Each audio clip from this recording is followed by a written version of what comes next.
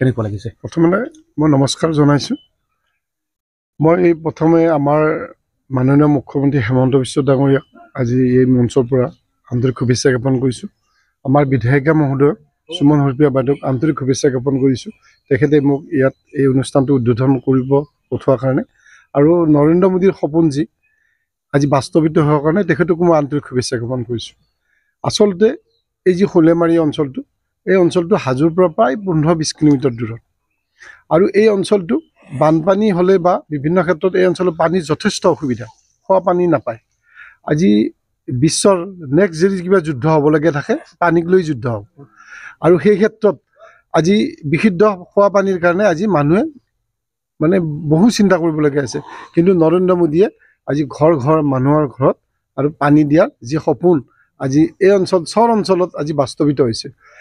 আপোনালোকে দেখিবলৈ পাব ইয়ালৈকে আহোঁতে কিমান কষ্টৰ মাজেৰে আমি আহিছোঁ, আৰু আহি দেখিছোঁ ইয়াতে মনটো শান্ত হৈছে, মানে জোৰ পৰি গৈছে। আজি এই অঞ্চলৰ মানুহখিনিয়ে আজি যিখিনি সপোন তেখেতে পানী অকণমানৰ কাৰণে হাহাকাৰ কৰি আছিলে, আজি পানীখিনি সুবিধা পাইছে। আৰু ইয়াতে এই আঁচনিখন সম্পূৰ্ণ 1,58,00,000 টকাৰ ব্যয় কৰিছে ভাৰত চৰকাৰৰ আৰু অসম চৰকাৰে। আৰু ব্যয় কৰাৰ পিছত ইয়াৰে প্ৰায় 5,000 মানুহ ডাইৰেক্ট ইয়াৰ লাভান্বিত হ'ব। কিমানখন গাঁৱক আদৰি ল'ব?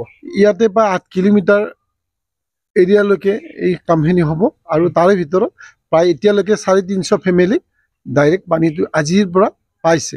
আৰু মই ভাবিছোঁ এই ওচৰ পাজৰৰ আৰু যিমান গাঁও আছে সেই গাঁওবিলাকো লাহে লাহে সামৰি ল'ব, আৰু নতুন নতুন স্কিম দিয়ে আছে।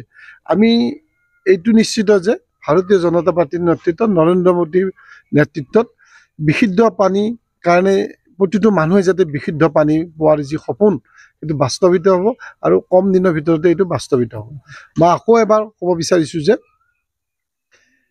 এই চৰ চাপৰি অঞ্চলৰ উন্নয়ন হ'লেহে আমাৰ ভাৰতবৰ্ষৰ উন্নয়ন হ'ব। তলৰ পৰা তলৰ মানুহ যদি উন্নয়ন নহয়, ওপৰতে যদি আমি কিছু 30% মানুহে উন্নয়নৰ কথা কৈ থাকোঁ, নহয়। আজি এই অঞ্চলটো ডেভেলপ হৈছে, এই অঞ্চলটোৰ সুবিধা পাইছে, আৰু সেইকাৰণে আমি ভাবোঁ যে আমি আগন্তুক দিনত আমি নিশ্চিতভাৱে ভাৰতবৰ্ষত বিশ্বত ভাৰতবৰ্ষ এখন শক্তিশালী ৰাষ্ট্ৰ হিচাপে আমি প্ৰতিষ্ঠা কৰিব পাৰিম।